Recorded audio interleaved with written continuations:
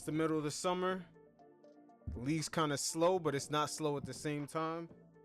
We got a lot going on. The pre-camps are happening. Brandon Ingram not showing up. A lot of nuances going on within these teams. Some teams got a lot of pressure coming into the year. We got the Suns, the 76ers.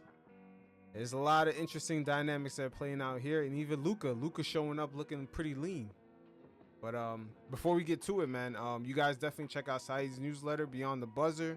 It'll be in the link in the description below. And yeah. So what's going on? Also, we want to start off out, with? The interesting thing with the Pelicans right now is that the fit with this team. the roster's ugly, man. Like the starting lineup looks ugly. Yeah, because the way that roster is constructed, Zion was gonna end up losing weight anyway with the amount of work he has to do with those rebounds. They got no center.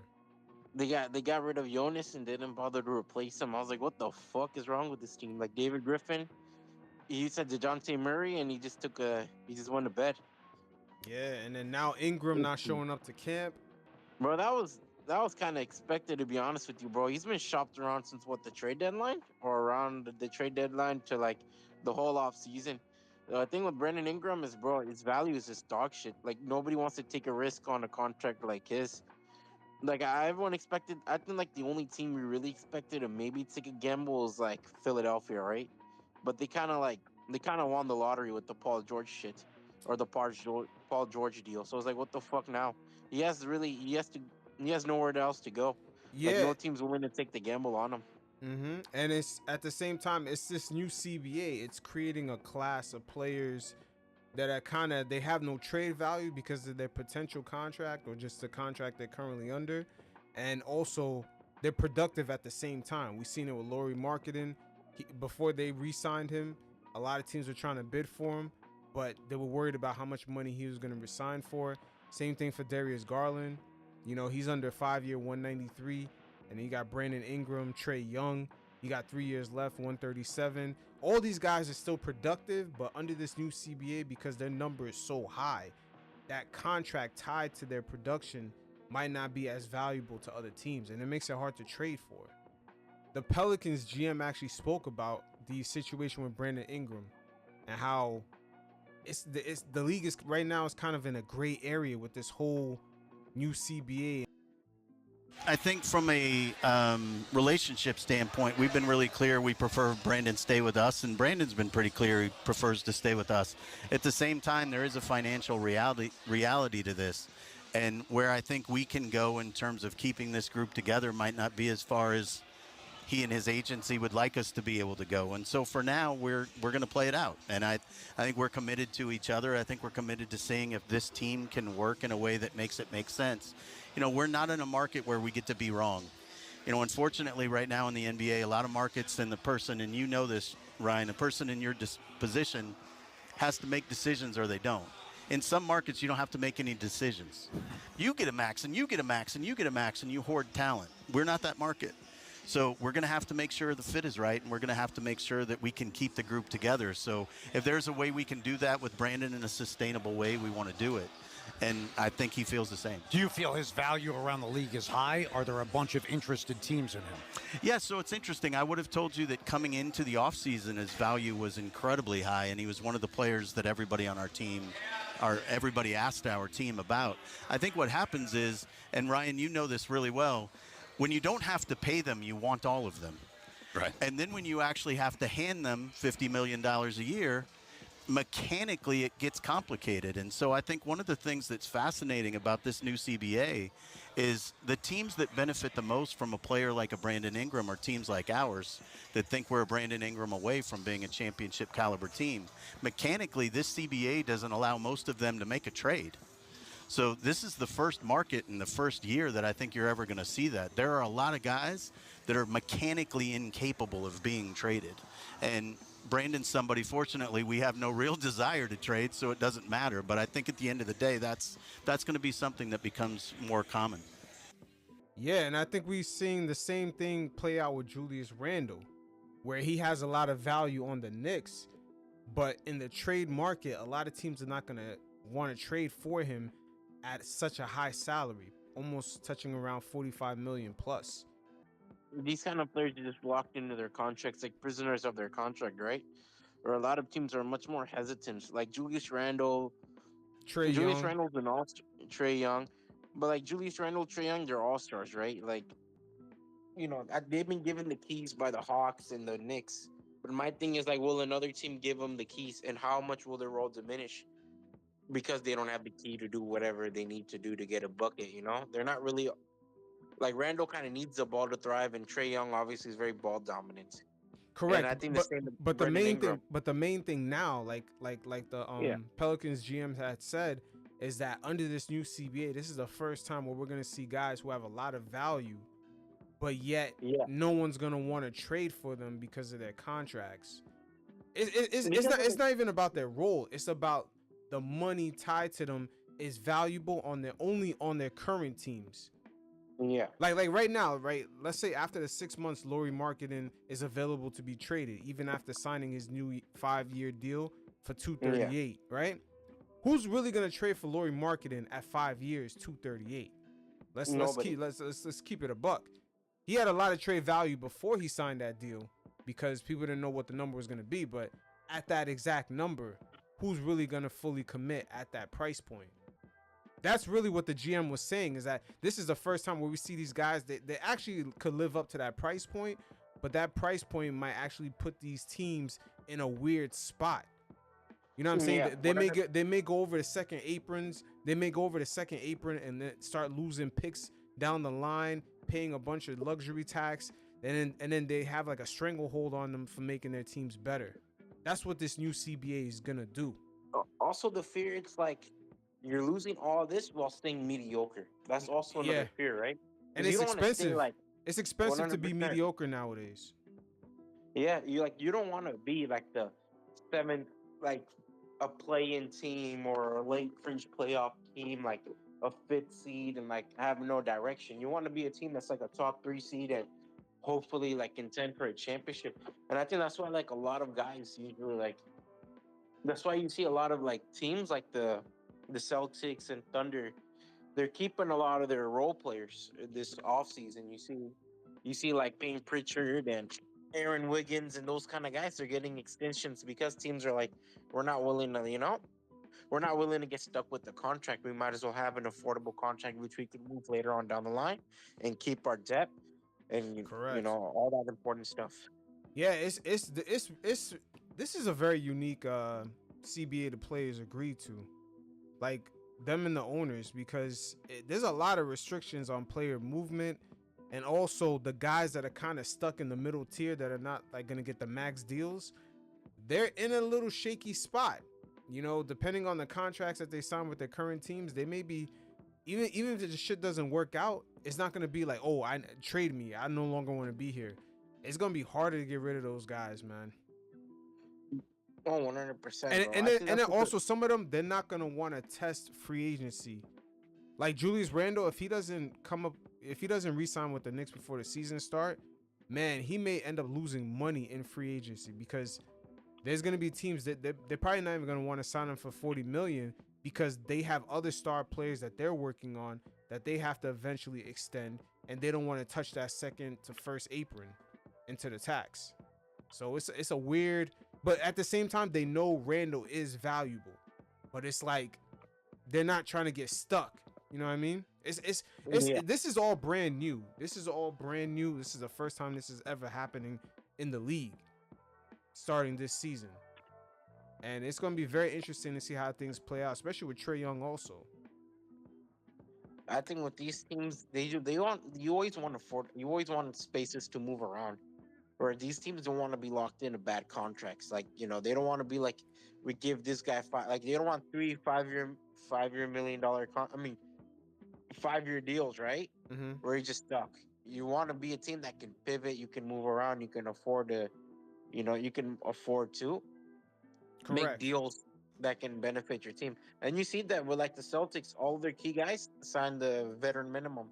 But not every star player is like that to sign the veteran minimum.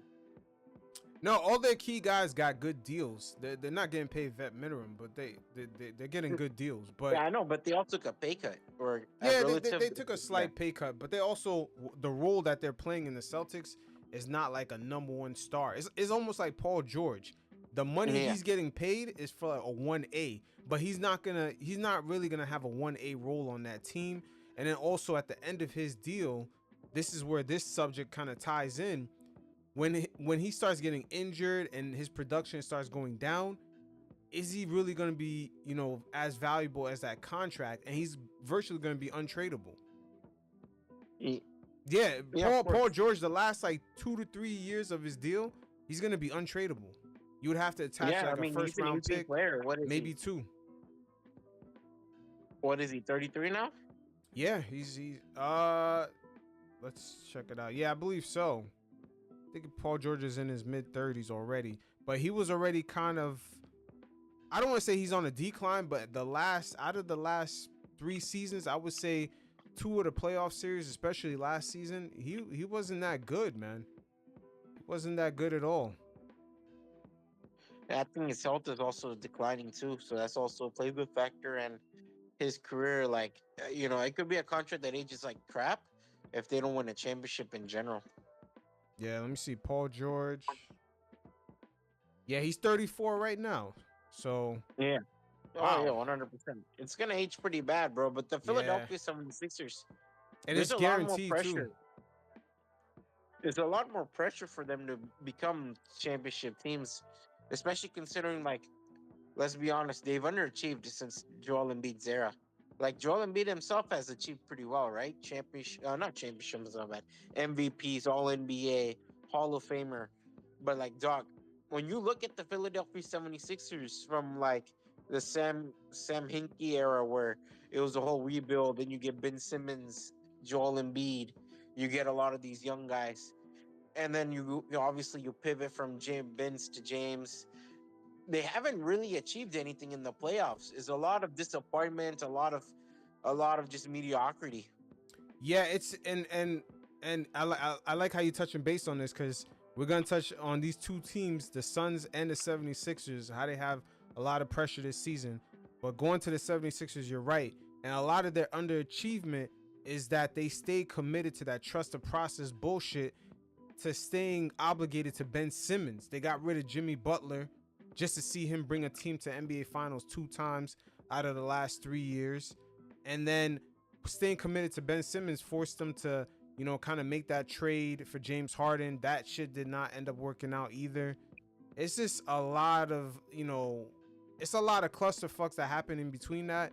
But now they got Paul George. They really got bailed out because of Tyrese Maxey, getting him in the late first round. And now he's potentially a perennial all-star. Who knows? But I think the only reason Joel Embiid is still there is because the way Tyrese Maxey worked out. It's almost like they got him, just through the draft for free. They didn't have to make a trade. They just got him on the squad, and now he's a perennial all-star. He basically replaced what James Harden brought to the team. I think Maxey became that closer for the team at this point. Nah, he's not the closer, but he's the good sidekick that an Embiid needs in that pick and roll, especially with that speed that he has. That pick and roll with Embiid and Maxey is deadly, man. But I think he will become the closer for that team. Say that again. Who? I think he'll eventually do. I think eventually he will become the closer for that team. Man, his 3-point shot coming off that pick and roll is gonna have to improve. Yeah, for that to happen. 100%. And I could see it happening because I think the 76ers, like, bro, let's be honest. Are we relying on, like, Joel Embiid or Paul George to really close out a game? Maxey does have to make that jump in order to become a closer and step up as a 1A guy last 3 minutes of the fourth quarter. Yeah, he can, but also a lot of the onus does fall in Embiid, because last season that loss to the Knicks was bad. They had no Mitchell Robinson. They had OG was, I believe he might have been in and out in that series. I believe he played the whole series, but they were missing Bojan, they was missing Mitch. They was missing a lot of key guys. They had guys playing over 40 minutes, and Embiid still lost. Yeah, Josh Hart playing over 40 minutes. That was a bad loss on their part. Josh Hart was incredible that postseason, bro. Yeah, he that was. Series, he was incredible. Yeah, he was, for sure. But yeah, Embiid, there is a lot of pressure, and then he looked kind of shaky in that Olympics. When things got more physical, the referees were tucking in their whistles because that's what happens on the international stage. The stars don't get those bullshit calls, and you see Embiid struggle with that. So what happens Yeah. in the playoffs? The NBA playoffs have the similar, kind of atmosphere where the referees, they're tucking in the whistles a lot more. Is Embiid really ready for that? Like, you know what I'm saying? Like, he's gonna have to show he can elevate. Because I'm And telling you, last season that playoff loss against the Knicks, that shit was bad. Like, people could blame the Embiid injury, but this guy was playing over almost 40 minutes. Like, if he was injured, he would have never been playing that many minutes. He was just getting outclassed by the Yeah. other team. But dude, I'm gonna be honest. For a 10-year player like Joel Embiid at this point, like this conversation's kind of it's embarrassing, man. Like this kind of conversation should have for like guys who are like 3, 4 years, like Franz Wagner kind of players, bro. Like Joel Embiid, you're a veteran in the game at this point. You should be able to like figure it out. Yeah, but there was a few times in the fourth quarter in the middle of that series where Embiid kind of just, disappeared in the fourth quarter.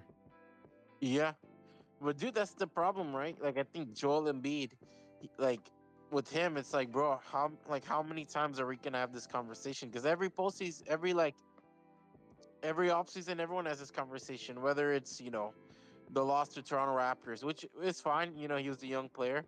You talk about the 3-2 lead that he blew against the Celtics.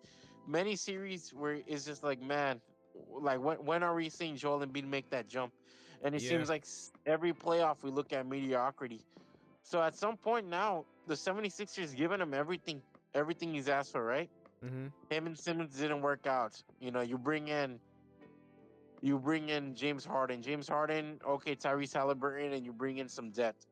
Now it's like, bro, and also coaching wise too, they brought in many talents. You look at obviously Doc Rivers, the championship coach, gone. You bring in Nick Nurse, another championship coach. So at some point, we gotta look at it and be like, man, when the 76ers cut their loss and decide, you know what, maybe Embiid isn't it, because Well, because it's gonna head towards that way. He isn't healthy. yeah, he's not in He's shape. yeah. I mean, even during the No. Olympics, he still wasn't in shape. I was like, damn, still. And then, his window for being prime Embiid doesn't really have that much time. You know what I mean? Like, he's injury prone. He's always in and Yeah. out of shape. Like, do we really see Embiid still being in his prime past the age of 33? 100%, bro. He's a player since coming into the league. He's been injury prone. He's kind of on a limited timetable throughout his career. We'll see. Like, We'll see. I mean, Paul George, at this point in his career, he's kind of like a complimentary star. yeah, Especially last year during the playoffs against the Mavericks. It wasn't a good playoffs for Podcast P. I gotta say that. podcast B, of course, bro. With him is always shaky, man. With Paul George at this point, like I think 2021 was the last playoff series where he was relatively healthy and in a good performance. Since then, he's been on the decline, and it's hard for me to. It's hard. Like for me, it's like that's why I say like I think Tyrese Maxey asked to make that jump because you're relying on two guys who don't show up in the playoffs and who have a relatively unhealthy track record. So you have to rely on Tyrese Halliburton to show up. You have to rely on kind of like Kelly Oubre to really step up too as a role player. Correct. Yeah, that was a good re-sign for them. Kelly Oubre really proved his value last season. But 100%. speaking of another team that has a lot of pressure on them, the Phoenix Suns, and this team is in a very, very unusual situation because they have so many fucking guards. What, are they gonna have Grayson Allen and fucking Bradley Beal out there at the same time with Trey Jones? You know what I'm saying? Like, who's really defending? Who's rebounding for this team? So it's a very odd kind of roster construction that they got. Bro, I did like the point guard signings. I can't lie. I think Tyus Jones. Tyus Jones he got for a great deal, and I also think he's also a good deal. Monte Monte Morris, Morris. yeah. Because like Correct. they lacked playmakers last season. Like when it came to structuring an offense, getting people to like their spots, it was bad. Where I think now they have point guards who can help them get to their spots. Defense will also be a problem, and I think rim protection, like you touched on, will be a problem. I think who do they have really off the bench? It's only there's only Yusuf Nurkic. It's not a good look. It's like for a team with the conference that they're in, the Western Conference, Correct. you do need a much more physical, physical guy who can take on Jokic, Zubac, these kind of centers because they're gonna come in and night out, and if you don't have it, then you're screwed. Yeah, but you know what's so funny? Last season, this team actually held their own on defense. It wasn't a bad defensive team, but surprisingly, their offense, it wasn't even like the top, like, it was barely like top 10, their offense overall, which was surprising. Dude, they were the worst. I think they were the worst fourth quarter closing team. Like they were ass in the fourth quarter. Like Ye- it seemed like fourth quarter, it was just like hot potato. Like you get the ball, do whatever. You get the ball, do whatever. You get the ball, do whatever. It was no structure in their offense. Yeah, that's where Tyus Jones kicked in this season for them. He's gonna help them out with that. I mean, they got him on a deal where they kind of lucked out because he took less money to come to them, but I think he's just trying to prove his value. But Yeah. with him being in that lineup, do you think they should just start Grayson Allen and have Bradley Beal work with the second unit? Still get his 30 minutes, but like more with the second unit so he can kind of operate on his own, like do his thing. Yes. Because Bro, that Bradley Beal fit is questionable, man. It's very questionable. And the fact is the 76ers don't got I mean not the 76ers, the Suns, they don't have any defense, right? So and Grayson Allen isn't really a defender. So in regards of that, they have to rely heavy on the offense. So it's better for them. It's better for them to ride on like a much more structured offense where Devin Booker and Kevin Durant can get the ball more instead of having to feed a third amount. The third amount can come off the bench with Josh Okogie and these kind of players and get his buckets.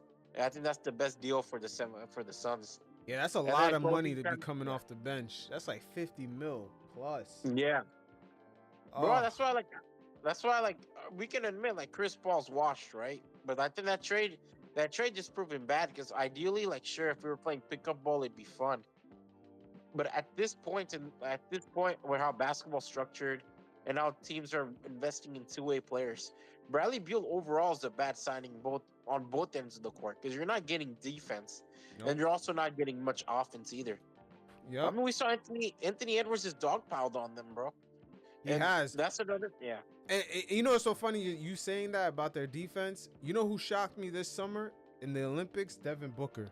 I'm not gonna Yeah. lie, man. Like they asked him to play a certain role, be a defender.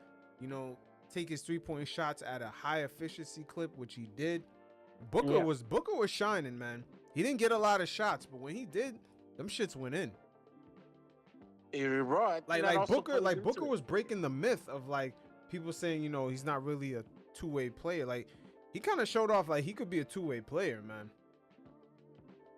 Bro, I think that the best thing that happened to him was the Olympics, where he had to play, you know, where he had to figure out a new role. Like he had to be a role player for Steph, LeBron, and Durant, right? Mm-hmm. I think that's like the best thing that happened to him, where now he understands his role, and I think that's also why they made the move for Tyus Jones after the Olympics. Is you just realize like Devin Booker is one hell of an off-ball player, so now you can have shots set up for him where he doesn't have to be the predominant playmaker, look to create for Correct. others.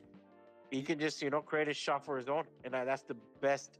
That's one thing that I love. I'm like, dude, just do that shit. Yeah, he can Like, do just both. that off-ball He's player. on ball, like he can Mhm. operate really well out of the pick and roll, and he's Yeah. good at being off ball. But yo, 100%. Booker is reaching that little sweet spot, you know, age Yeah. 27. He's been in the He's at league the for a prime of his while. career. Yeah, he's been in the finals maybe 3 years ago. You know, Yeah. Booker is in that spot where it's like, yo, I need to start making shit happen. Like Durant needs that solo ring. Booker is in that sweet spot where he got to prove himself. You know, there's a lot of pressure, I would say, on the Suns also on top of the 76ers this season. Yeah. There's a lot of there's both bro. As long as you have like Kevin Durant and Joel Embiid, you're always gonna get pressure, bro. But I think Embiid, the pressure is, can he win that NBA championship? In prime of his career, the best shape of his, not the best, best shape of his career. Everything you want him to win a championship. Same with Kevin Durant. You're looking at a guy who's kind of at the last legs of his career. But you know what? I'll also add like two teams that also have a lot of pressure: the Lakers and the Clippers, in regards of like having players who are about to be on their way out of the league.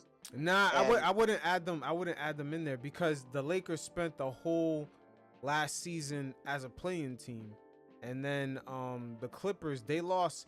They didn't really improve their team. They lost. One of their star players for nothing, and it's not like they re-signed someone to replace his production. They got a injury prone Kawhi Leonard. but Like he's also I wouldn't say they had pressure like that. They just had pressure not like those teams because we don't even know if they're playoff teams, right? But it is like you kind of want like those teams, right? You're kind of relying on your old superstars to continue to thrive, and when they're not healthy or they're on sucky teams, you're not gonna get that championship teams. And both teams are looking forward. Like, there's no doubt the Lakers and the Clippers. The Clippers are looking for their first championship with Kawhi, Nah, and the the Clippers Lakers are are not looking in at a, a championship. those teams are not in that mode. The Suns, this is the third year Durant is gonna be on the Suns. It's a different pressure, and then these teams were always in the middle. The 76ers and the Suns. The Lakers, they're not in that mode. It's hard to believe them and the Golden State Warriors. They were playing teams the last season. They were like 9, Yeah. 10 seeds the whole year. They're not under the same pressure. And also with the Clippers, Kawhi actually was doing his thing. I believe there was like a stretch in the middle of the year where the Clippers won like 38 games and they lost like I don't know, maybe like 6. That was after the Harden trade. Yeah, like they were Yeah. going on a rampage. And even back then, they didn't treat their season as if it was a championship pressure season, because now we seen Podcast P telling us on his show how the Clippers approached him and gave him some low ball offer. You know what I mean? In the beginning of that season. So how serious did they even take their championship chances? Why offer one of your star players a low ball contract when you're trying to chase after a championship? I've never heard of that. Well, then why offer James Harden and Kawhi Leonard extensions despite them being the crux end of their career, where you don't have flexibility of a minor rebuild? That too, but you can also see them lowballing Paul George in the beginning of last year before the season started, and then trading for James Harden. That's what I'm saying. Like, how serious were the Clippers into chasing for a championship? When you see the way ownership is moving, it's almost like they were already moving past the PG and Kawhi era. But at the same time, they could have possibly went for a championship. It was weird. Bro, those two teams have been head scratchers for me, the Lakers and the Clippers. Because I look at them, I'm like, dog, like, do you really think you can just like have another offseason with LeBron and especially Kawhi Leonard and just like sit on your hands and not do anything? Like, you're most Yes, like given the they believe that. They believe that, and it's ridiculous. Because what's up? No, but Like, honestly, the real question is with AD, because we seen him in the Olympics. He looked real good, man, and he's in shape. AD is doing his thing. He looks pretty dominant. Are the Lakers ready to give him the keys? Is he ready to take the keys? And are the Lakers gonna take advantage of his prime years? Because they seem to be caught up in the whole LeBron James experience. And once again, you trying to kind of put the Lakers on the championship tier. They're not, because you know how we could tell the whole Bronny James fiasco, man. The way they moved during free agency, they didn't even land any top role players in free agency. They missed out on Klay Thompson, even after offering him a lot of money. The D'Angelo Russell fit is still questionable. Austin Reeves, can he come off the bench and defend other perimeter players? This team is way too questionable, way too entertainment, kind of WWE based with the whole Bronny James thing, father and son duo. Like, there's nothing championship about this team. They're just entertainment. They're like the Jets. They just want to get the headlines. Yeah. But dude, I wasn't saying like they're championship material. Hell no. Like, the Lakers and the Clippers are far from it. But what I'm saying is like I don't even view like the Suns can be. Let's see how the regular season goes and how other teams perform. But for me, it's like, bro, when you look at their star players, right? There's not much space to really like fuck up. Where they're not in the position like the Orlando Magic, where your franchise player's a third-year player. So, if this season doesn't go well, you can always, move around and pivot. You're a team with a LeBron who's pushing 40, Kawhi Leonard who's not healthy in his mid-30s, and James Harden who's on the decline. So for me, it's like, bro, where are we? Why haven't we seen an improvement for you to become that championship team? Because your window's closing in 2 years. LeBron might retire in 2 years. So do you not want to add another ring to him? Do you not want him to be in the stratosphere of Magic and Kobe and these guys, where he can talk about 5 rings, flex the 5 rings. My hands are full of the rings. All those narratives, you know. Mm-hmm. Because Nike wants that shit. Nike would die to have that shit. Nike milked out the Olympics gold medal. Yeah, but the league changed, man. Like there's way too much talent coming from around the world into the league. I mean, I'm not sure if you caught that game, I think against South Sudan.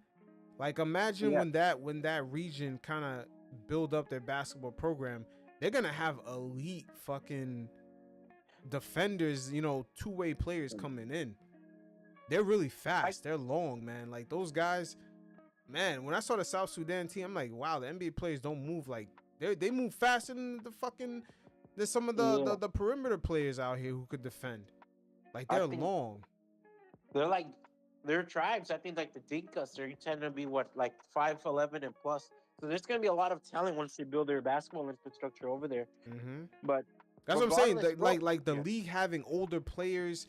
I think the league eventually is gonna transition from having these 20-year veteran guards that start. Like that means if your league has 20-year veteran guards that start, that means your league is a little bit too old. Yeah, it's not as talented as you think.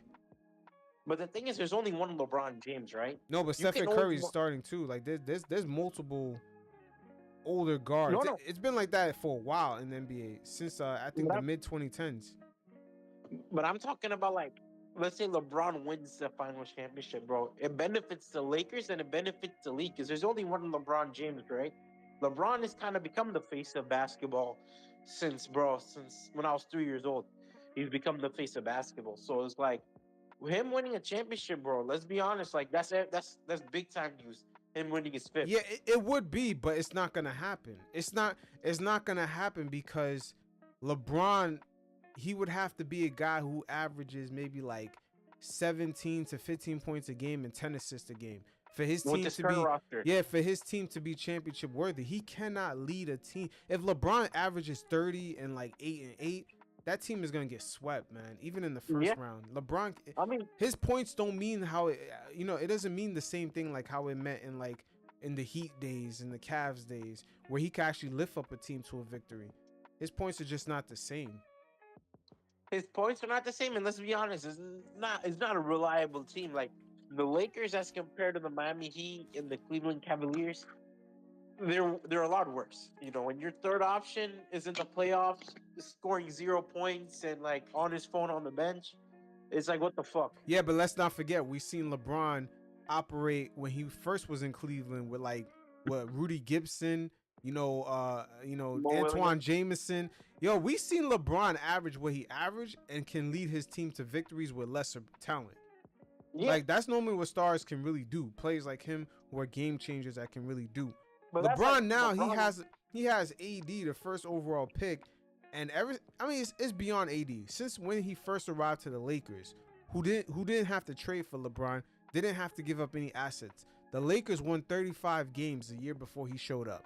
When he showed up for free, they still won 35 games. I'm telling you, LeBron, people should have paid more attention. Starting from then, if you really want to look at it, LeBron that was the beginning of the decline when LeBron's points don't necessarily mean victories anymore. No. Yeah, because if you look from then, it started steadily going on the decline. Yeah, 100%, bro. And I think LeBron is at that point of his career where you have to surround him with players who know their role. You have to surround him with veterans. He cannot be on a team with guys who haven't figured it out. And that's what the Lakers are. They're a team of guys who never figured out their roles. Yeah, I think that's what hurts the Lakers at this point on the stage. And I think the Lakers at this point, this regular season, it's going to be the Lakers are going to be forced to just throw in lineups of Bronny James and LeBron James and just lose to the Hawks by 15. It's just what it is at this point.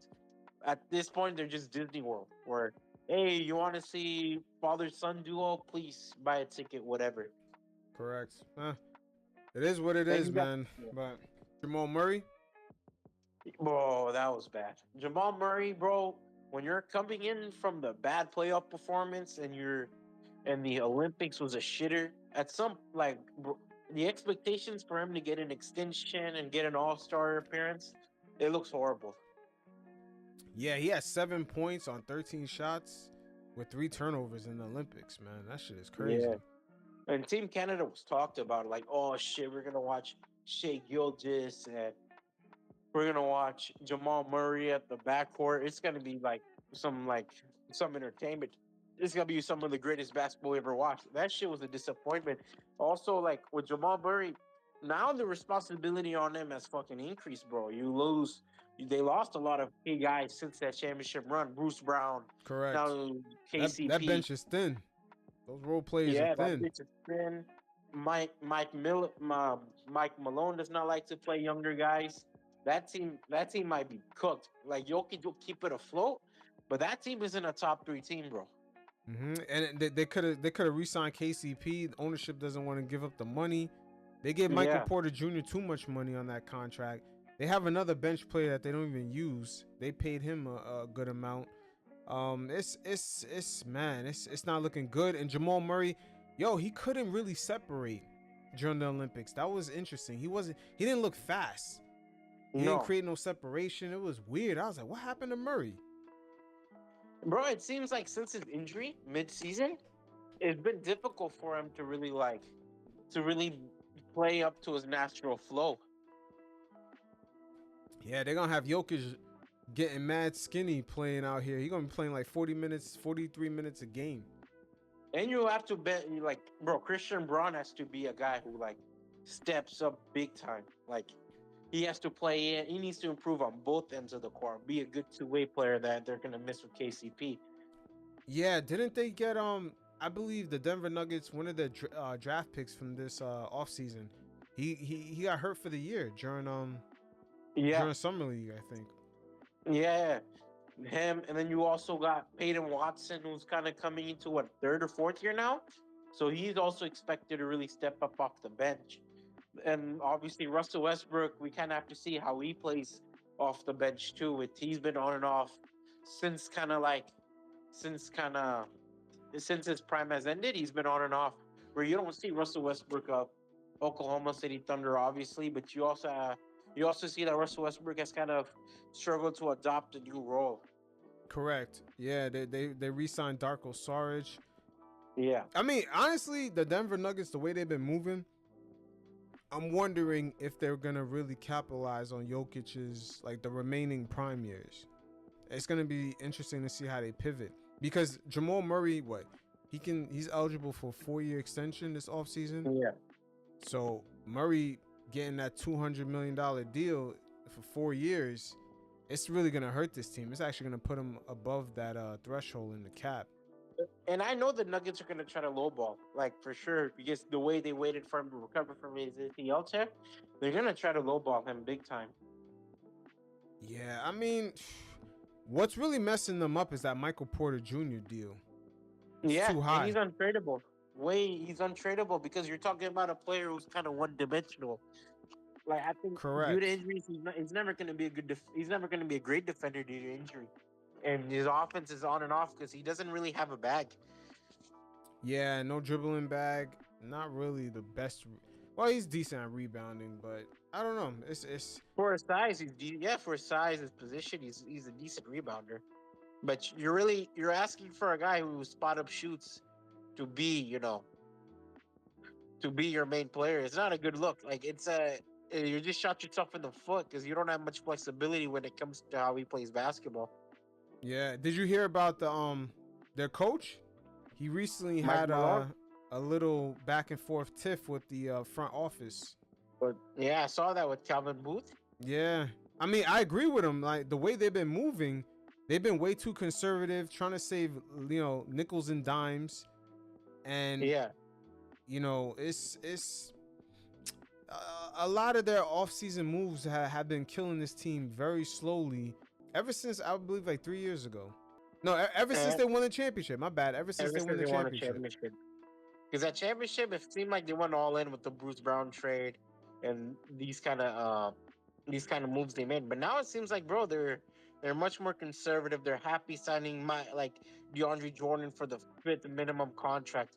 They're happy with signing Russell Westbrook for a dirt cheap contract. Like this is how they're moving at this point. And it's kind of questionable because you have one of the best coaches in the league, and you have one of the greatest centers of all time. Why aren't you capitalizing? Why isn't the Nuggets improving to beat the Celtics? Because you're only, let's be honest, the Nah, Nuggets are only facing the wait, Celtics. hold on. Don't even look at the Celtics. They can't look that way. They gotta focus on the T-Wolves. They gotta focus on OKC. They gotta focus on some of these teams because they're deep. These teams actually got deeper during the offseason. And they got younger and faster. My thing is, bro, I'm looking at 3 teams that are like Western Conference, like finals contenders. The Nuggets aren't in that conversation for me, Nah, and I assume for you too. I would say because they have Jokic, I would have to put them in there. Bro, but like, all right, as of right now, how everything is structured, right? Mm-hmm. You look at the Oklahoma City Thunder with Alex Caruso and Hardenstein, better. You look at the Minnesota Timberwolves, got a couple of rookies to fill off their bench, and you got your core 5, core 6 guys, better. And then you look at the Dallas Mavericks, who's added more talent to their roster, better. So for me, it's like, where do I fit the Nuggets? The Nuggets are like 4th seed as of right now, in my opinion. Maybe even 5th, if depending on how like the Kings play basketball, the Suns play basketball. Well, let's kind not of things. forget that season that Murray was out, Jokic still led them into the playoffs.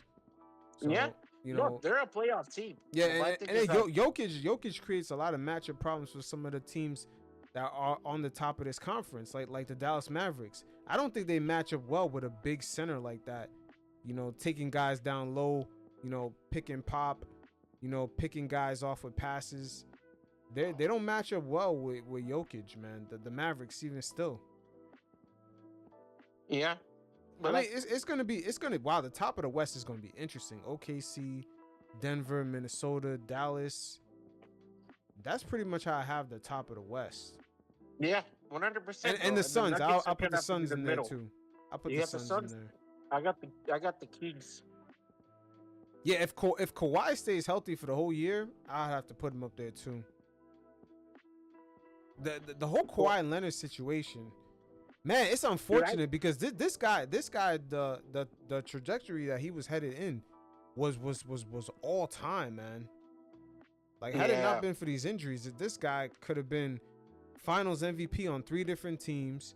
You know, multiple rings. He could win like 4 or 5 rings. And also an MVP, like Yeah. damn near MVP in 2017. He was up there for an MVP consideration. Yeah, this guy was headed. I mean, defensively lock you down while Yeah. being one of the most efficient offensive players on the floor. And Kawhi is deadly, man. I mean, Bro, look that at the quad middle of injury last screwed it up. season for the Clippers. Yeah, that quad injury cooked them, bro. And dude, I'm gonna be honest. I don't view the Clippers as an ugly roster. I thought Derek, what's his name again, man? Derek Jones Jr. was a good signing. Chris Dunn, these 2-way players. But my thing is like, these 2-way players are only good having a main star to play off of. If none of these main stars are there, they're cooked. Yeah. Did you see Wemby during the Olympics send out the warning Special. shot? Let's take a look at it, man. Wemby just sending the warning shot to the whole league, man. That boy is not playing. The Spurs staffers, they talk about the currency of experience, just the things that you can put in your bank. Do you think you gained that from this tournament? Nobody's going to take that from me. You know, it's I'm learning, and you know, it's I'm worried for the opponents in a couple years. Yeah, NBA and FIBA. Everywhere. Yeah, that was right after the gold medal loss. Bro, that dude is gonna be a beast, man. Like, this guy has it, bro. He thinks like a veteran. Man, did you see, like, as a rookie, he finished, in the first all NBA defensive team, and he finished second in voting for Defensive Player of the Year? Yeah. Jesus. That's Dude, kind of it's crazy. scary. As a rookie. It's scary. It's scary, but it's going to be interesting to see what kind of team Popovich kind of constructs around Wemby. Yo, Steven Castle they got a nice draft pick right there, boy. Yeah. Like the Spurs are setting their team up to be one of the nicest defensive teams in the league. Like they can really lock you up. Like as soon as Bro, they I get and then what's his name? The guy with the colored hair. What's his name? Sohan? It's Jeremy Sohan. Yo, low key that guy. That's a tough motherfucker, man. That is a tough player to get by. Like that guy likes getting physical. He likes getting, in guys' asses. Pause, but he Calvin, he's almost like a, even though he colors his hair or whatever, his player archetype is like that Dennis Rodman type. Yeah, you forgot Keldon Johnson, another guy, bro. I really like the Chris Paul signing. I've talked about it. I thought last year they're kind of figuring out the point guard position where they thought Jeremy Sohan could be a point forward. It obviously didn't work out because the Spurs had an horrible offense, right? Mm-hmm. Chris Paul sets up plays extremely well. I'm kind of excited about that. The ball is going to be more on Wemby's hands, and I think that team overall, a lot of these young guys will thrive off of that shit. Mm-hmm. Like Wemby's going to be a beast, but like Devin Vassell and all these other young guys, yeah, they're gonna get better their shots. That team last season, their passing was horrible. They really didn't get Wemby in positions to score. He kind of had to create on his own, and he didn't even feel in his body yet. Like he got pushed off the ball. Like it was kind of clunky at times, but Wemby still put up numbers. But now, like you said, with CP3 there, he's gonna be actually put into a frame where he can actually work with, understand how to put up his numbers and make sure that his team wins at the same time.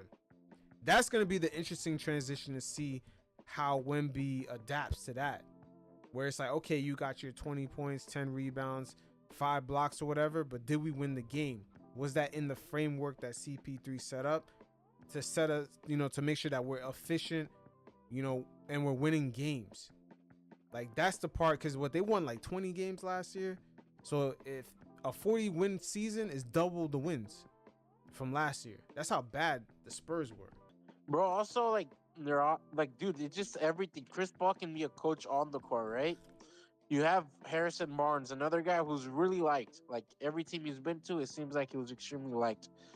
They put themselves in a position now where they brought in veteran guys, coaching. Like, the Spurs has been the most ideal spot for Victor Wembanyama's development. For sure. Way better than the Pistons or some team like that. I think he locked into having a team like the Spurs signing him. Now he has a much more structured offense. Everything's built for him. You have a coach like Greg Popovich who understands. Well, not yet. That structured offense, we haven't seen it yet. Last year kind of seemed like freestyle, especially when you have Jeremy Sohan, like he's your point forward or whatever. It was more freestyle, more kind of, I don't want to say tanking, but it was more freestyle. Kind of Wemby, see where he's at, get a feel for the game. But now it's like, Wemby, we see what you're good at. Now we're gonna kind of frame you. We're gonna put you inside of a puzzle where the result is to win games now, with CP3 being there. I wouldn't be surprised if they become a play-in team. Yeah, it wouldn't shock me either. 'Cause I feel like they're a little bit too good to be at the bottom barrel of the league. In that lottery, in that top 5 pick. But who knows? Because with the lottery odds nowadays, like look at the Detroit Pistons. You could finish one of the worst teams in the league and get the 5th pick like 3 years in a row. Or you could be the Hawks, where exactly we're in the play-in, you didn't get it, and now you have a first overall. Yo, I love the league like that. I love the NBA like that because 100%. I do not want to reward a tanking team. I believe that they should not get rewarded for losing like that every single season, not willing to improve. Let's wait till next year. Let's wait till next year. Like, nah, that's not good. That's not good for the league. It's a disservice for everyone. Exactly. The fan base, the young players that they keep drafting, get them used to losing, and it not even being, them not even caring about losing because it happens so often for 2-3 years until they're waiting for that legendary first overall pick. This shit doesn't make any sense. No, it's counterproductive, bro. Still to this day, I've never seen a team tank, draft a player, and win a championship. That has not happened. I don't know when was the last time that happened. Name a team. Oh man, And, can you name a team that's like and the rebuilt Cavs don't and won a count. championship? The Cavs don't No, count. the They Cavs, drafted they looked in LeBron. LeBron. Yeah, LeBron left. They got 2 more first round picks. LeBron came back. They traded them picks away. Got Kevin Love, and then they kept Kyrie. Like, that's different, because they got LeBron through free agency. That's the truth. But Then went after the championship. But there's Denver never been Nuggets. a team that tanked, drafted this player, and all of a sudden, not in the last, I would say, 20 years. What about Denver? Denver never tanked to get Jokic. Was the last pick. I get that, but they did get Jamal in the mid pick. Oh, you know what? You're right. No, Jamal I'm and talking Michael about were mid pick. nah. I'm talking about teams that lose on purpose to try to get into the lottery, and they got a player, and we're gonna win a championship now. Never. Who knows? Wemby might be the first, because the Spurs, they were a bad team already, but yeah, they kind of were tanking for Wemby. We'll see if it works out with Wemby. Wemby might be the first one in like 20 years, to be honest with you. Yeah. But I Wemby really might- can't name. I mean, even looking like 30, 40 years, like, you would have to go back to when Jordan and Olajuwon got drafted. I'm not even sure if those teams were tanking. Man, I'm gonna have to do research on that topic. Yeah, bro. That's because interesting. I'm talking in the more modern era, there hasn't really been a team that purposely tanked and drafted that player and won a championship. We have not seen Yeah. that. I mean, the closest you would say is like LeBron, but it even happened like that. My man left for the Heat, came back with the championship blueprint. A lot of things had to go their way. Them getting the first overall pick that same offseason. It's just like, the whole tanking thing. Even trust the process with Embiid. They tanked, got Embiid, Ben Simmons. They had the Markelle first Fultz. overall pick again. They drafted, what's his name, the one with the elbow Markelle issue. Fultz. Yeah, like none of that worked out. They still have no Yeah. results from it. So if I was Adam Silver, he's right for changing these lottery odds. He's Well, right to do that. You don't want to reward players who don't win. Like, it's fucking counterproductive, right? Like, if you're the Pistons, why the hell should you just get a A first round pick? Yeah. You chose these guys. You chose Monty Williams. He didn't work out. That's your punishment. Why the hell do you deserve that? Make moves that get you better. Correct. And the Pistons, they're spending money. They're sending draft picks away, and they're getting into the lottery, and it's still not working out for them. Nah. It's a them issue. They have an it's issue. a them issue. They have an issue. Their front office has an issue. Their coaching has an issue. Their players. Yeah, you have to look at it like that. It can't be like, oh, you suck.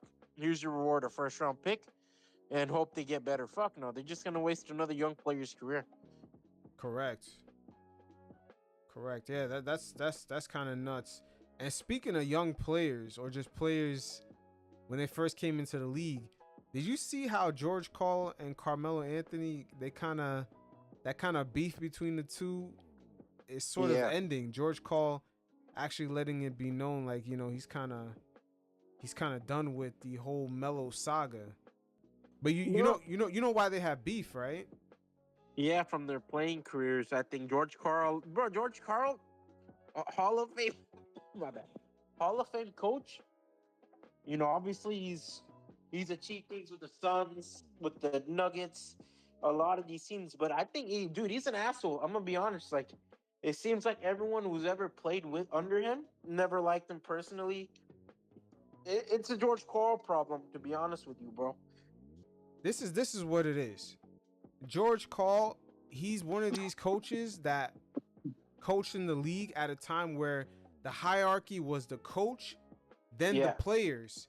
But then when LeBron came into the league, LeBron, Melo, Wade, there was like a switch where the league started giving the keys to these guys off rip without them even doing anything, without them even fighting the current vets on the team. Like, the NBA never did that before. You can even look at Kobe when the Lakers got him. They had Eddie Jones start in front of him. Yeah, they had other players. Like, if you were a young star coming into the league, you still had to battle through a hierarchy to get your respect. Unless you were like wait, hold on. Like everyone knew this player was the future of the team, but he still had to go through his OGs on the team. But now I mean- it's almost like off rip. After LeBron got drafted, they started giving the keys off rip to these guys, because LeBron was the first person who really 18, fresh out of high school. Now he's leading a bunch of NBA veterans that been in the league for 5-6 years plus. Yeah. You've never really seen it like that. Everyone know like this is a young rookie. We're schooling him, in his first year. Get our donuts, whatever. Yeah, but when LeBron came into the league, no, the franchise was like, now you're telling everybody what to do. They gave him the keys off rip. Same thing for Melo. And I think that's the transition that George Karl got caught up in. He thought that he still had the old hierarchy of, because if you look at George Karl, he's very successful. He had Gary Payton under him. The Sonics kept winning, 55 games plus in the mid 90s. Yeah. And, Finals appearances. exactly, over 65 game win seasons in the West. You know what I'm saying? Like there was a hierarchy. Gary Payton had to talk to George Karl, then he talked to the rest of the team. Like it was that chain of command. But when Melo got drafted, it was like the franchise gave Melo more power than George Karl. And I think that's where they clashed. That's where they clashed. Yeah. And that's why Phil Jackson, in a way, when he went to the Knicks, he really had that same clash with Melo, as you've seen. Melo had more power than him, low key, but he was the president of basketball operations. Well, no. Also, Phil had those clashes with Kobe. You remember in the mid 2000s, Phil and Kobe had that clash over Shaq being traded, where Phil said, "Yo, I'm leaving." Exactly. But but that shows you right there. There was a power dynamic that shifted. But at the end of the day, Kobe put in years of work. Kobe was already proven. You know what I'm saying? Of course, they're gonna give him the power. I'm talking about a person that just came into the league the same way LaMelo comes into the league, but all of a sudden, over Miles Bridges and everyone else, then they're making him the leader off rip. He didn't even play one official game yet, but he's the leader. That's what I'm saying. That part. The NBA used to never be like that. They would say this young player is the nicest guy on the team, but he's not the leader off rip. He just got here. But when LeBron came through that class, I believe in 03, that's when the league started shifting. He's 19, 18. He's the leader of the team. Even though some of these guys are in the mid-20s, they have years proven into the league. They've averaged 20 points per game. But this kid who never put on a jersey yet is the leader. Like, that's the transition I'm talking about. Like, that shit is different. And it's normalized at the same time right now. 100%, bro. And I think that's all sports. You're seeing in the NFL and you're seeing it at the NBA level, where a lot of these organizations realize what their moneymaker is. So why not keep your moneymaker happy? Like, if the moneymaker is pissed at a coach, you know what? Fire him and get him someone that can maybe fit his style. But again, that's different, right? That's eventually when the moneymaker plays games, people see he could play. I'm talking about off rip. The guy gets drafted and he's the leader. Like Scoot Henderson. I'm pretty sure when he came into the gym or whatever, they kind of assumed he was the guy. It's like that natural assumption, like he's the guy of the team. Scoot Henderson and the Blazers. You know what I'm saying? But like it used to never be like that. They would say, he's potentially could be the nicest player on the team, but he's not the leader of the team. No, the leader of the team was like that veteran who was the leading scorer of the previous season, even if they sucked the whole year. Mm-hmm. But in that transition, George Karl, it was interesting because Melo kind of spoke on the dynamic. I'm gonna let you hear it. Melo kind of spoke on the dynamic that played out with him and George Karl of why they originally had beef. The minute that I knew we wasn't gonna work out, or we was gonna have issues, the first day he got the job. He got the job a couple days before we played Milwaukee Bucks. So the whole thing was, I'm not coaching no game. My first game I wanted to be against Milwaukee Bucks. Cool, go back home. They fucked you over there. I know the business. I know the game and I really don't know the game when he came to the team. I'm 21 now. All I know, I got a big name coach coming. George Karl, coach Milwaukee, coach Seattle, Gary Payton, you know what I mean? All of that. We get to Milwaukee after shoot around, call me to his room and tell me, hey man, like I think you overrated. Like you have a lot of work. Yo, that's crazy. First sentence? Listen. The No, only picture? he started that narrative though, like the defensive narrative. But I'm gonna get to that point. The first shoot around, he come to me and say like, "Look, man, I think you overrated. We have a lot of work to do." I know I ain't. You know what I mean? I know I got a lot of work. I got a long way to go in this league. But my nigga, You just got here. you just got here. Like you ain't asking no questions of like, who's who, what's what, what's going on, what's the vibe. Individual meetings with every player to introduce yourself. You ain't do none of that yet. You called me. Told me I was overrated. Looked at him. All right. So yeah, you remind me of, I see your role on this team. You're more like Detlef Schrempf. Now, yo, now I know that sounds crazy, right? That Bro, he sounds took the crazy. shit out of him, bro. Yo, but that sounds crazy, right? Yeah. But in a way, yo, he wasn't lying. He wasn't lying though. On a team that's competing for a championship, right? And I think this is where there's a misunderstanding. George Karl really meant on a team that's competing for a championship. Melo is in that role. A guy that's the third option, averaging almost 20 points per game. But that's the truth. If Melo went to the Miami Heat with Dwayne Wade and LeBron, he would have been the third option. Well, 100%. Even if he went to Chicago with Derrick Rose and those guys, he probably would have been the third option. Yeah, he would have been in Della Shrimp's role, the shooter, the third option. Yo, the Shrimp was he wasn't a bum. He averaged coming off the bench. He averaged 19 points in the hand check era, and his team won more than 55 games plus for like 5 years in a row. Dude, he was one of the greatest six men of all time. Yeah. So, in a way, I see where George Karl, he should have never told Melo he's overrated. He should have told Melo, if you want to get to a certain level, what you're doing right now doesn't translate to that level. That's the real truth about Melo. What he did with the scoring, the lack of defensive, tenacity, or just kind of paying attention to the small details, especially on rotational defenses. Melo's horrible. But in that type of framework, Melo's game is overrated. You can't go deep into the playoffs being an average shooter, an average volume shooter, playing barely any defense, and you think that's gonna translate with you getting into the finals. Well, that is overrated.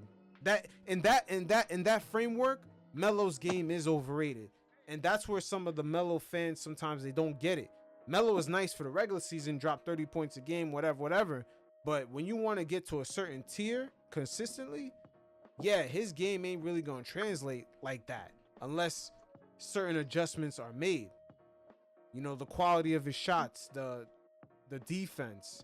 You also have to look at it like this. Carmelo isn't a guy who can create for others throughout his career. When you have a guy who can just get his own, there's a problem right there, bro, because you need in order to be a truly offensive player, you need to be able to create for other players. Mm-hmm. Where teams can just lapse on Melo because they know Melo won't be able to make that second pass, which is needed. So that is why anytime Melo has that success in his career, it's always with the guy who can be a predominant playmaker on the team. You look at the Nuggets when they won to the Eastern Conference. With Chauncey Billups. Chauncey Billups was able to pick up the slack of setting guys up and getting them to be better. Yeah, that's why it didn't work out with Allen Iverson and Melo. It was always an early exit. And then what was the squad when they went to the Eastern Conference with the Knicks? Ooh, I forgot. Was it Jason Kidd who was the starting point guard? Jason Kidd. Yeah, Jason Kidd was there. And they had Rasheed Wallace. They had more veterans there to mold that team. Yeah. And Jason Kidd was at the last 1 or 2 years of his career. So that is what it is with Carmelo. It's always playing off of someone. And I think one thing that always hurt Melo is him not realizing that. Because you remember that famous press conference where he's laughing when one of the Thunder media guys are like, Melo, what's the idea of you coming off the bench? And he's like, bench. and right there, laughing. Yeah, right there, when he was in OKC, that little press conference was exactly what George Karl was talking about. You see how he said you're in the Dilla Shrimp role? He wasn't lying. That is the role in OKC. Paul George, Westbrook being the first, second options, and then you're in the third role. That is the Le Shrimp role on a team that's contending year in, year out at the top of the conference, making deep playoff runs.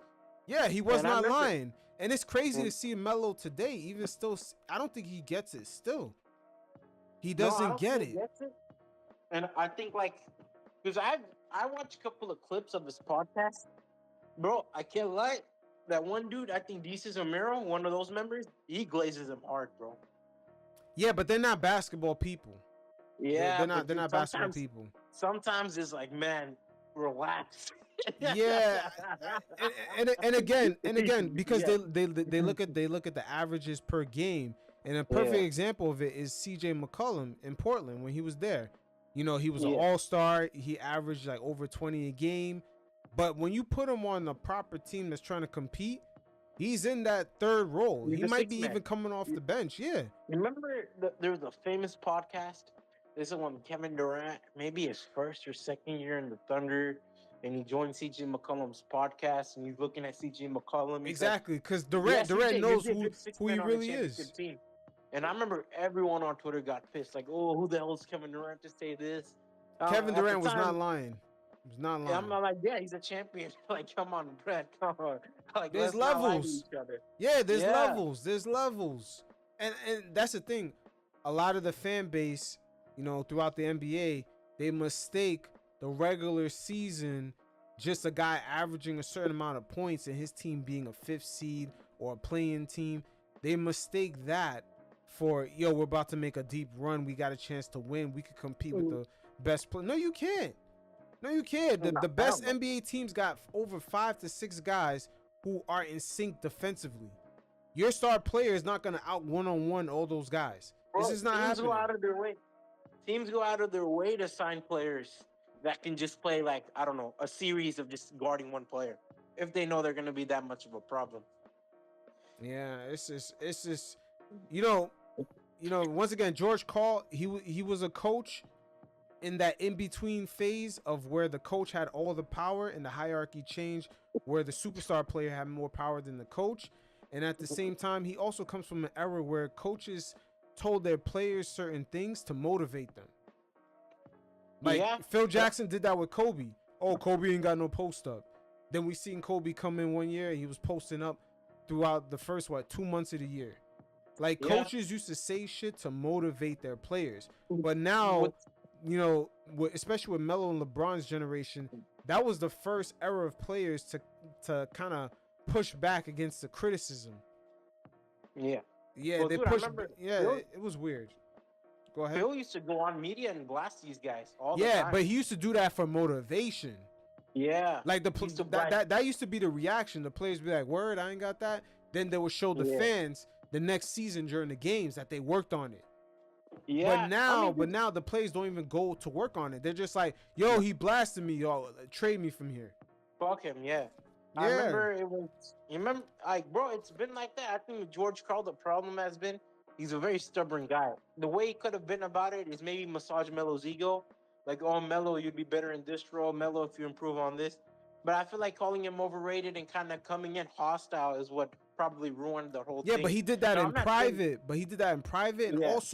And also, I think George Karl was under the assumption that he had all the power, because that's what he was used to. He was like, I'm the commander in chief here. Like, I'm motivating you like a sergeant. But the thing is, Melo, the thing is, the new generation that came in, they didn't interpret it that way. No. They didn't interpret it that way. You remember that one time in the media where Stan Van Gundy's talking and you kind of see him, he's all nervous and he's taking shots at Dwight. And you see Dwight come in and put his arms around him and kind of show the power dynamic within that franchise. Yep, that's part of that transition. Jerry Salone, you're right, and I could compare that situation to Jerry Salone and Darren Williams in Utah. Yeah. I mean, dude. I mean, Jerry Salone, one of the greatest coaches of all time, and brought with one franchise. Yeah, he ended up leaving the league because of Darren Williams. Yeah. But again, and after that, the NBA was in that transition where the coaches were like, "Oh shit, I don't have the say so no more. And then it's like they're slowly seeing that power dynamic chip away every year. And the young 19-year-old that just came to the franchise has all the power off rip. 100%, bro.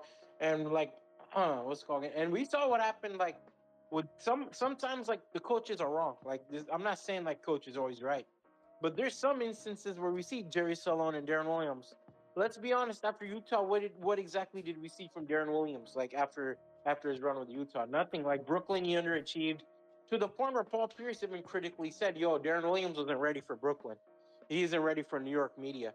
And mind you, he's in the Ugly Sister franchise. He's not even in Madison Square Garden. So it's like, you look at it in retrospect, is maybe some of these coaches are right. Where I think I can give criticisms to George Karl and maybe how he went about like being a coach, because I feel like he had the same issue when he went to Sacramento. I feel like guys like Rudy Gay didn't like him, and DeMarcus Cousins obviously didn't like him. Kenyon all these Martin. guys take shots. Kenyon Martin, they all take shots at him, where you don't see that with Gary Payton and these guys. They don't take shots at Karl a lot, or I haven't seen any. Maybe there is clips and I'm ignorant to them. Yeah, again, it's almost like that college coach. What's his name? The one that used to choke out the players, Bobby Knight. Yeah, like you could see the power dynamic. The coach had all the power back then, but there was a transition that started happening after LeBron came in. And a coach like that mindset that he has, he can, even though he's probably one of the most winning coaches of all time in college, he can't transition to this new era. He couldn't be a coach. He couldn't, and that's why right now you don't see a lot of the coaches from that era, but Popovich. Yeah, like even Popovich adapted. Even Popovich, I think he adapts better than most of the coaches. But I gotta give credit to, like, you see Nick Nurse. He's probably the only one I've seen that does like take subliminal shots at press media. I remember one time he criticized Siakam in the media, and I remember the huge pushback was against Nick Nurse. Where back then it was normalized for a coach to be like, yeah, he's a bum, our franchise player, he's ass. Like, it was normal. Yeah, Phil Jackson used to do it a lot to even Jordan. That's crazy. Yeah. He used to do that to Jordan, and he did that to Kobe. But yet, everybody nowadays, they're not even on that level. Yeah, Shaq too. They're not even on that level. And when their coach does it to them, it's like a backlash. This shit is weird. Like Pascal Siakam, like Shaq. When Shaq got criticized for his weight, Kobe got criticized for his selfishness. Same with Michael. But a guy like Pascal Siakam is who we're coddling. Is mind blowing to me. Yeah. That's kind of it shows you the league, how much the balance of power has shifted, and it's a different generation. It's a completely different generation. Society-wise, it's how we are at this point, bro. I think it just reflects how modern society is. Yeah, it's not it has less of a backbone right now, I would say. Speaking of breaking the bank, man, let's take a look at you have here that Shaq shitted on Rudy. Shaq stay shitting on him, man. Bro, I'm gonna be honest with Shaq. Since he retired, he's always been like this. Like Dwight Howard, he shat on Dwight Howard for the longest time. He just finds new guys to shit on. Yeah, he's low key a hater though. I ain't gonna lie. He's always been a hater. He's been a hater, and I'm at that point in my life, or as a basketball fan, where I'm like, dog, do these guys like the sport they played, and even the current players? Because I've never seen a sport or a league that just disrespects their old fellow peers.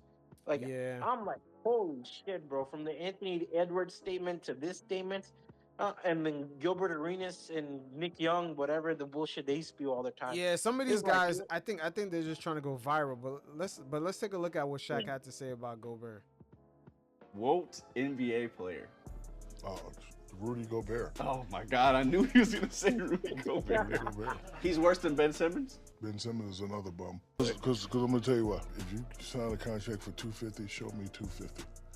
It's the reason why I walk funny and why I can't turn my neck and why I can't do it, because I played for my 120. So you got guys like him that the system over, they're making all this money and they can't play. So I don't respect guys like that. Like every time I make these comments, people think I'm hating, but these are facts. You got teachers, you got firemen, you got doctors who have real jobs and don't get paid shit. But I can't lie, your statement contradicts. So those firemen and these teachers are more important than anything Shaq has achieved in the basketball and post-basketball career. True, but also at the same time, you know, he is kind of hating on Rudy Gobert because he does prove his value. He is valuable. That's what I'm saying. He's won Defensive Player of the Year. And the teams aren't expecting him to be Shaquille O'Neal on the court. They're expecting him to be a defensive player, and he's achieved that. I think a lot of this shit, like, scapegoated on him. His perimeter players dominated that series against the Dallas Mavericks.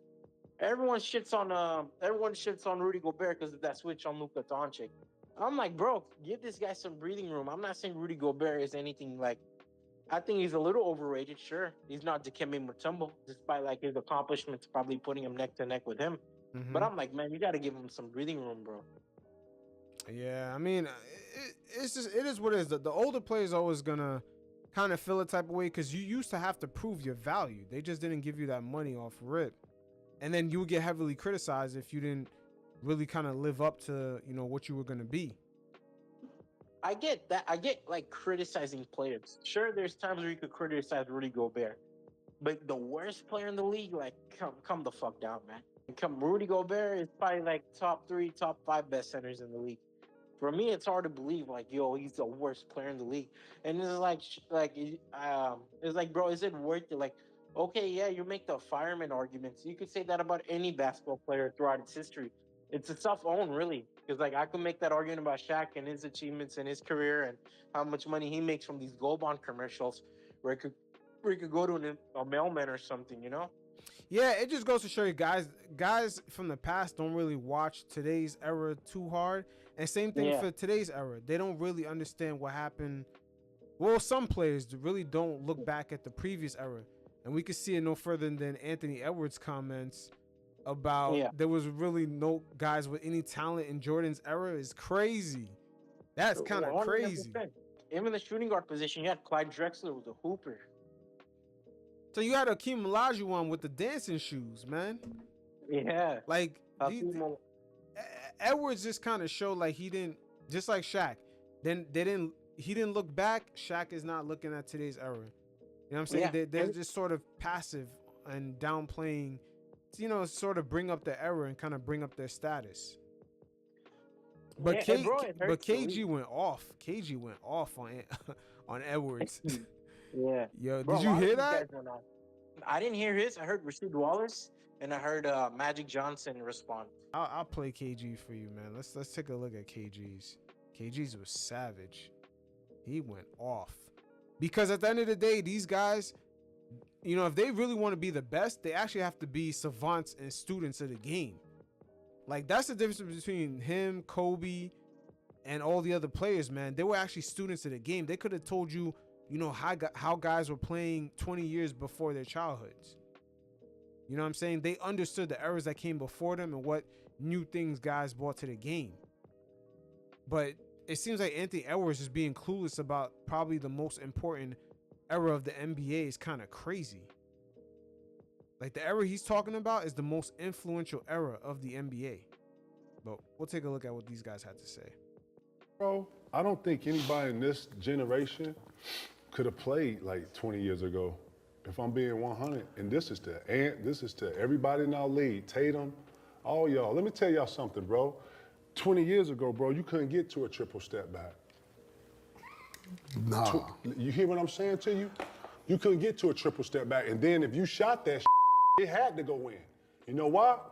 Because we had efficiency back in the day, my dude, and it was so it was too physical. And guess what? The league had to come off of it for the flow of movement to be able to have scoring go up, which is why we like to sit here and watch kind of the rat race of the high-paced game, right? But, bro, let's not talk about the game and let's not talk about the physicality of the game back then. Real I only think half these kids in the league could have been on an NBA team 20 years ago. Straight up. The locker room was too, it was too grown. You know what I watched too? You know what I watched? It was too grown. It was two of them. It was too much of a fraternity. You know what I'm saying? Like, yeah, man. Just like the handshake. No, bro. It was a different vibration David Stern did a great job of taking all of the physicality out of the game. You understand? Freedom of movement means freedom of movement. Man, back in the day when you had to get by Paul, because Paul was squared up with you and ready to slide, and then he could body you, he could poke, he could use his hands, but I can use my hands. I can fight through a screen. Bro, in the Olympics was similar style play when the guard can ride you damn near over the pick. Yeah. And if you don't know how to get out of that, and Holiday, when he come out and he get over, he there. Right. So if you go to cross him, bro, you don't even. That's what I'm saying, bro. Man, the levels in which you had to be not only strong enough but skilled enough to get by this. You understand? And then they ain't never seen a 6'7" Rodman guard you. Bro, I see you. And you know, you in the scout report. We know you go left. We know you can finish right, but you go left to pull up. Bro, everybody knows, bro, in the games back then. Them Isaiah Thomases and the Dumars, man, Dumars shut Jordan down. Bro, they was coming to the lane, bro. You might get your nose broke trying to dunk. You understand? Dwayne Wade broke Cole's nose in the All-Star game. Man, bro, it's just different. It was very different back then, bro. Real. I'm talking about in the locker room. You can't be on your phone in the locker room. You can't. Bro, 20 years ago? Nah, nobody in this era could have played 25 years ago. We said that. And I'm talking about not just the play and all the skill that everybody got, actually was called bad shots and lack of efficiency. It was until they start data and saying take more threes than twos. Before then, we played ball, bro.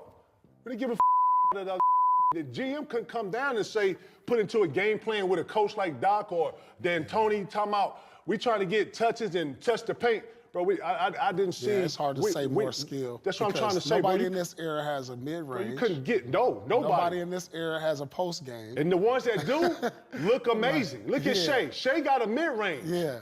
You know what I'm saying? Like, it's only like a few of them got. That's what I'm saying, bro. 2 dribble, pull up. Yeah, they don't. Try to do it. Okay, young fella, if you hear me. And then y'all exhaust the ball. Y'all are dribbling the air out of the ball. Right. Y'all dribble the ball 100 times more than another.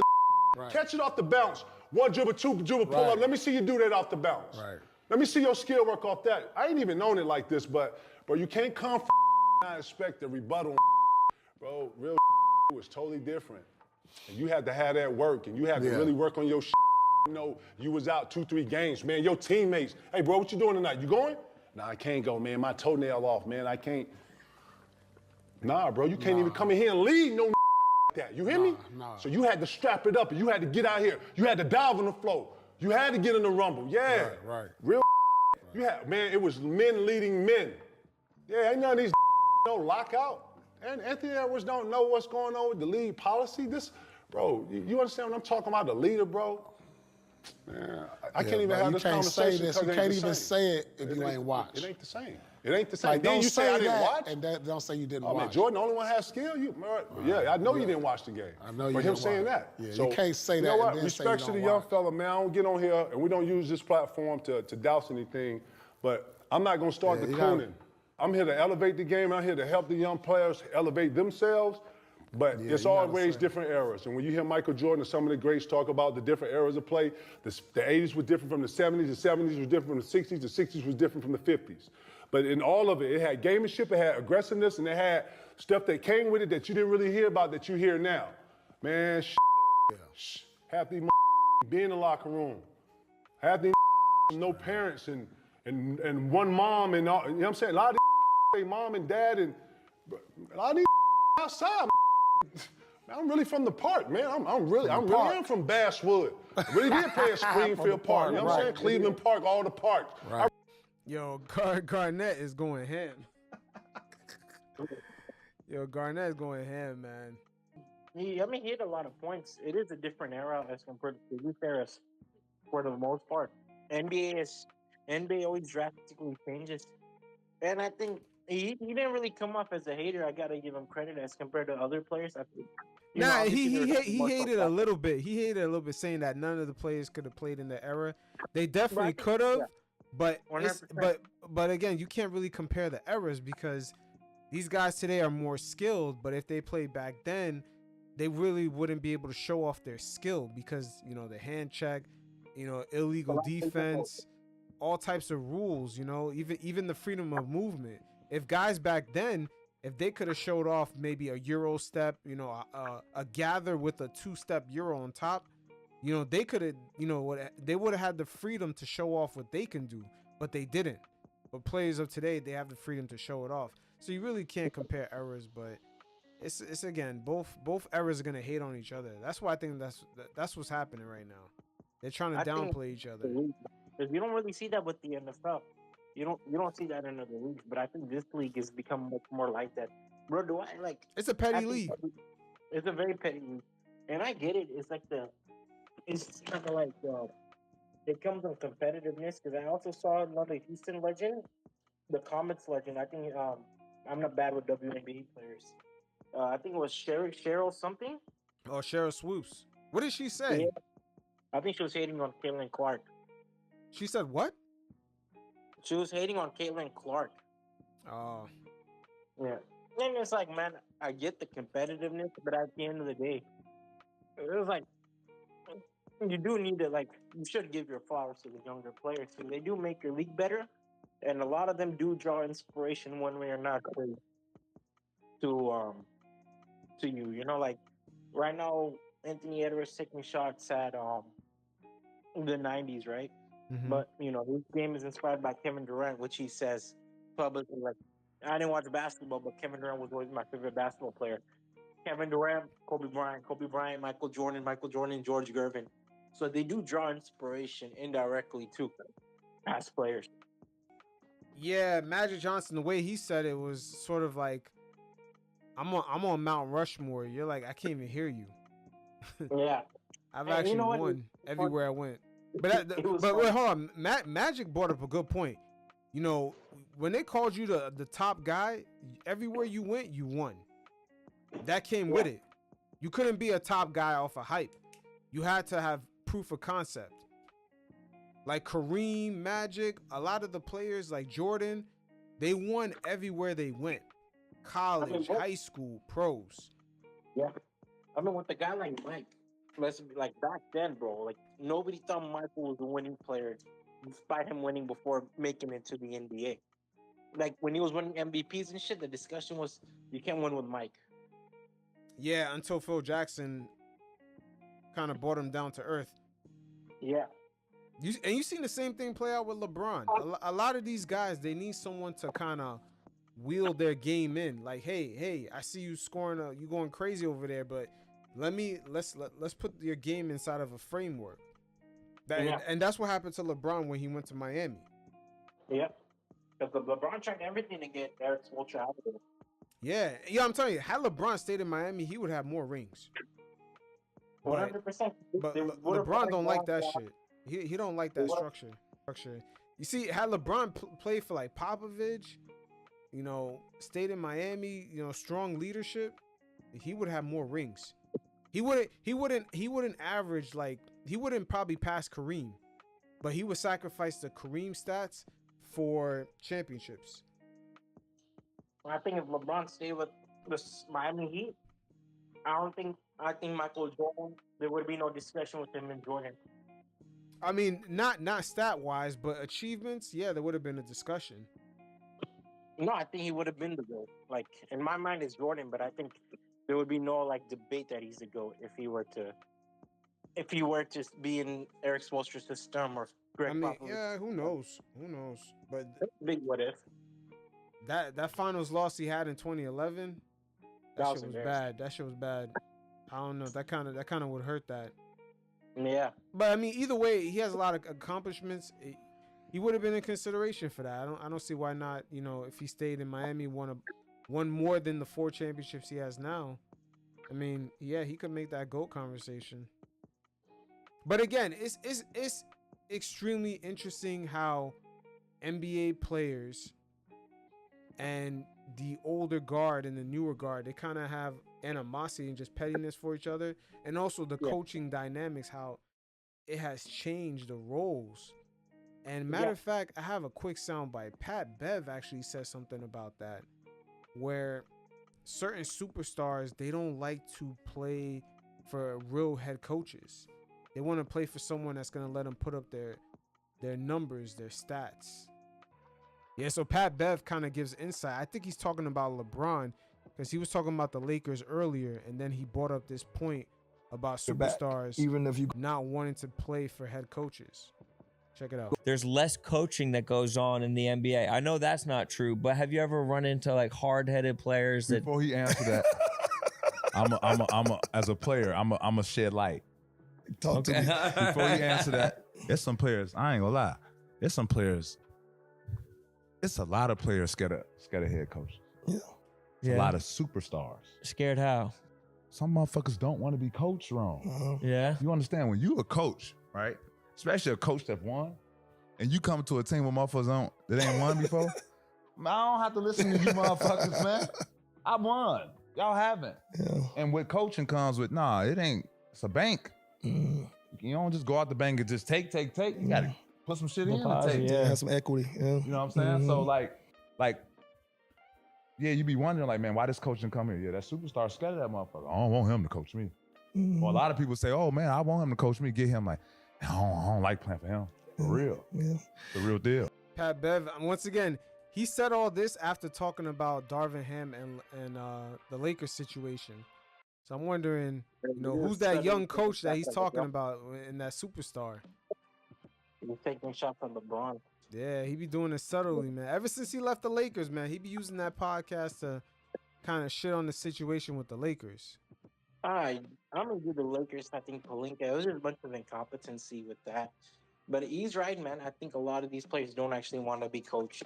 The NBA has become much more player happy, and it makes sense why, since they bring in the big bucks and marketing and all that stuff. But it's a problem I think every sport has to deal with now. Like every sport, as long as the players keep becoming bigger and bigger, as long as the games become globalized, it's always gonna be a problem.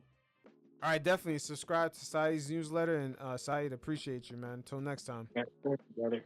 All right, peace.